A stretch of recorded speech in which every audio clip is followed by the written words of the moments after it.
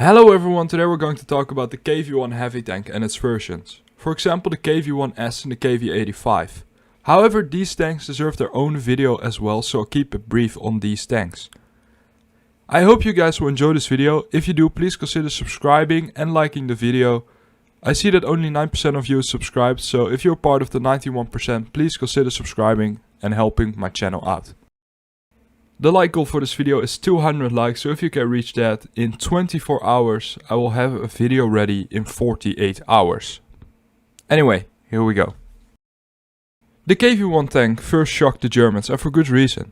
This is because the Germans didn't have anything to pose a real threat to the KV-1 tanks, apart from the 88mm flak anti-aircraft guns. However, the KV-1 wasn't without its faults.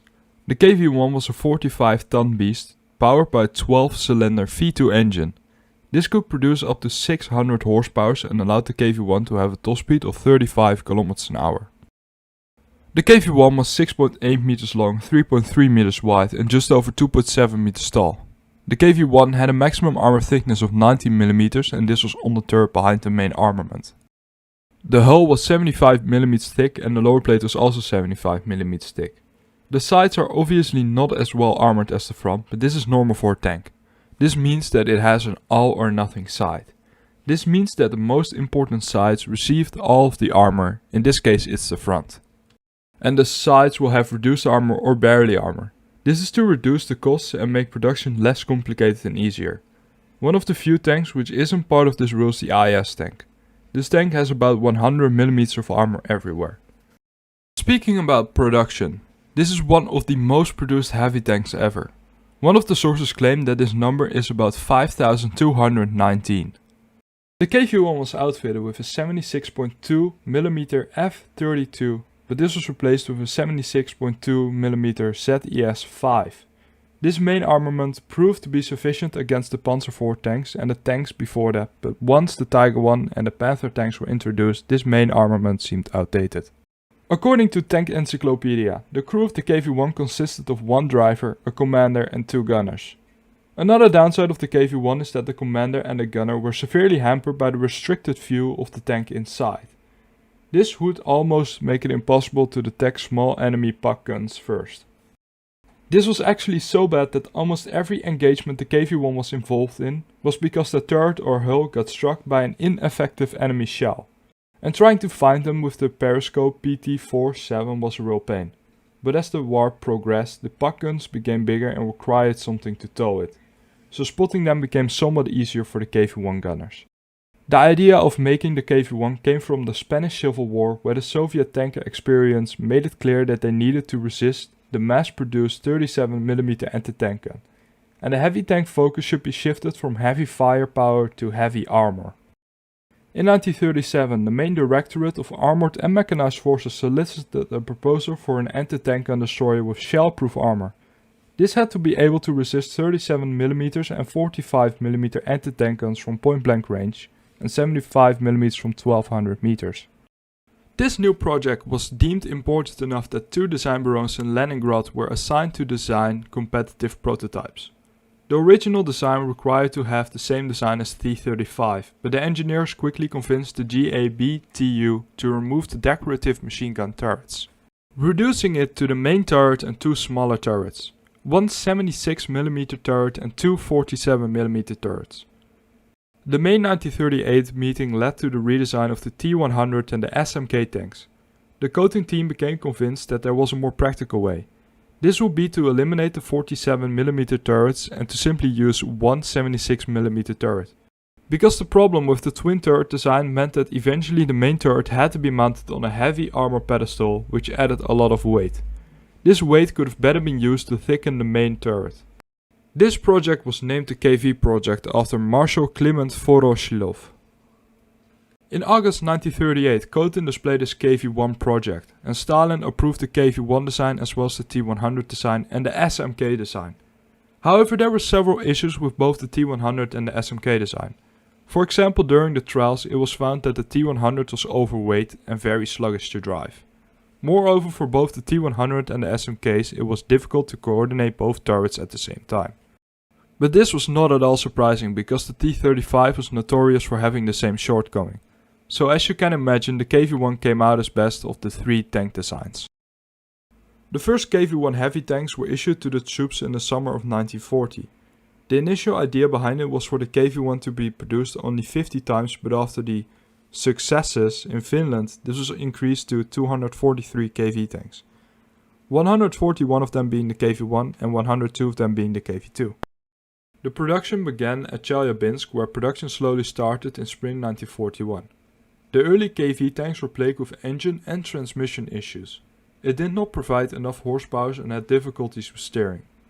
In early 1941, the Grabin Artillery Bureau was developing an improved lengthened 76.2mm for the T-34 called the F-34. The result of this is that the T-34 ended up with a better gun than their heavy tank. As a result, after the German invasion, the KV was granted permission to upgrade this gun and was called the ZES-5 gun. The Soviet intelligence said that the Germans would soon be adapting more powerful anti-tank guns to the army.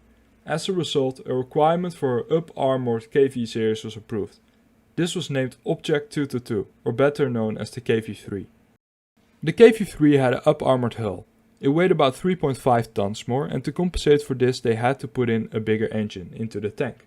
It was supposed to get the ZES-5 and the commander was supposed to have an observation cupola. The KV-3 was officially accepted for production in May 1941, just before the outbreak of the war. It was planned to switch the KV-1 production to the KV-3 in 1941, but due to the war the change never happened. The KV-2 is probably more popular than the KV-1, mainly because of its massive 152mm main armament.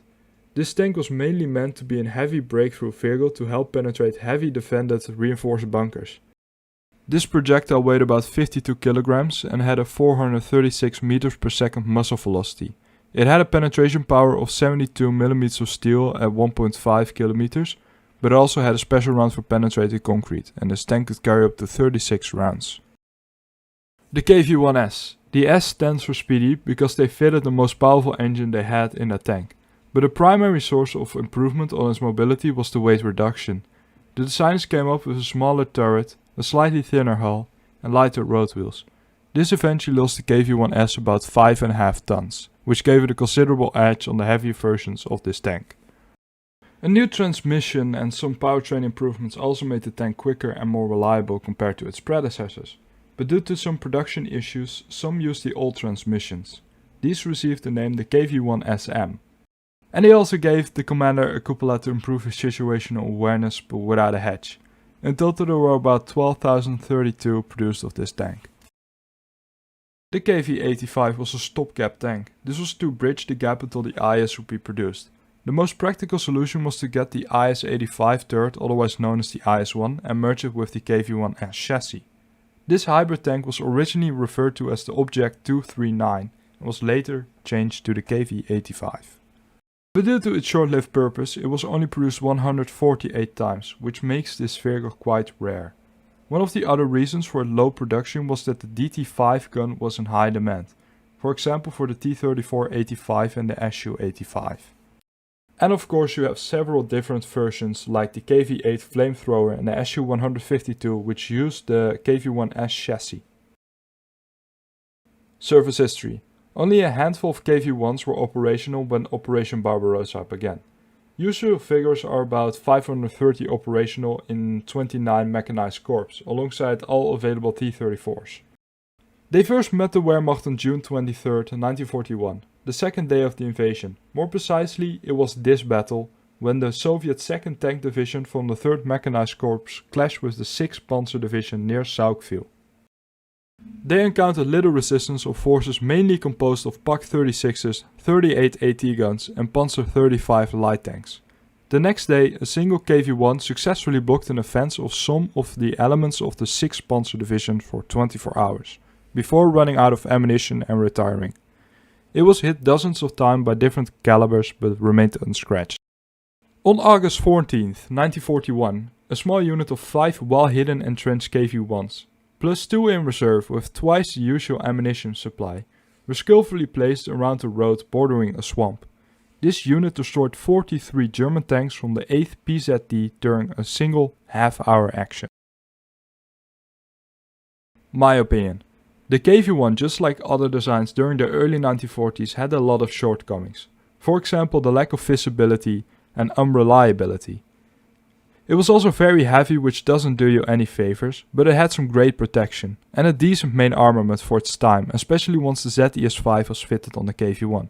And then there were a lot of improved versions which tried to tackle the issues the KV-1 faced, for example reliability and speed, and also poor crew arrangements. All in all, I think that the KV series was fairly successful. It reminds me of the Char B1 bis. It sort of faced the same issues as the KV-1, for example the poor crew arrangement. Anyway, that was the video for today. I hope you guys enjoyed the video. If you did, please leave a like and subscribe. We also have a Discord server, link will be in the comment section.